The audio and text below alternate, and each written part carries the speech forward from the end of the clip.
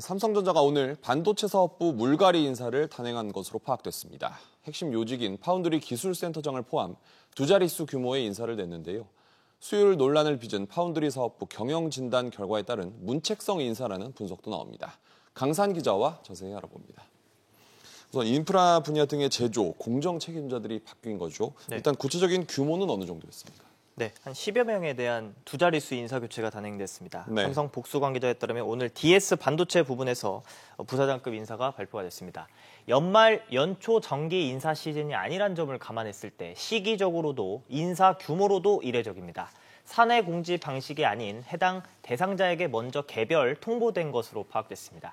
1966년생 최길현 파운드리 제조기술센터장 대신에 동갑내기 남서구 최고 전략 책임자 부사장이 발탁됐습니다. 네. 남 부사장은 세계 최초로 20나노미터 공정에 성공하는 등 1988년 삼성전자에 입사해 34년째 반도체 분야에서 일한 공정기술 전문가입니다.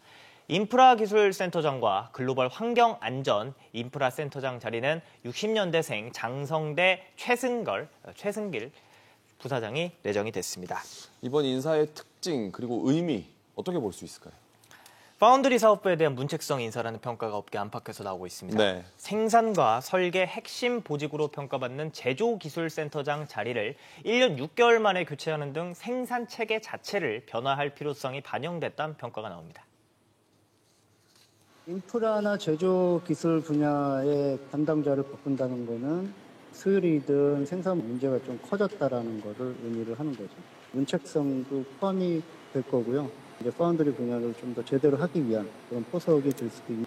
올해 초 삼성전자는 파운드리 사업부에 대한 긴급 경영 진단에 들어갔습니다. 갤럭시 S22를 통해 파운드리 수율 문제가 불거진 데 이어 미국 퀄컴이 당초 삼성에 맡기려던 3나노 공정 주문을 대만 TSMC에 맡긴 것으로 전해졌습니다. 네. 내부 감사 성격의 경영 진단 후에 통상 고강도 구조 조정이 이뤄지는 것을 감안했을 때 세신 인사란 평가가 나옵니다. 이달 말에 글로벌 전략 회의를 앞두기도 했는데 이런 시점에서 인사가 이뤄졌다는 점에도 의미를 부여할 수 있을까요? 그렇습니다.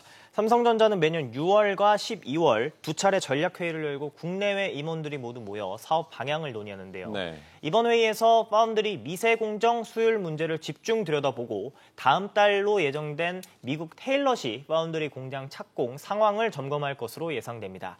최근 또 디램과 낸드 플래시 수요 부진 여파로 가격 하락세가 하반기까지 이어질 전망인데 이 부분도 점검할 것으로 전망됩니다. 네. 업계에서는 최근 이재용 부회장과 팻 겔싱어 CEO와의 회동을 계기로 미국 설비 투자 논의에 속도를 낼 가능성도 거론됩니다. 여러 가지 영향과 경우의 수를 생각해 볼 수 있겠군요. 네. 강 기자, 잘 들었습니다.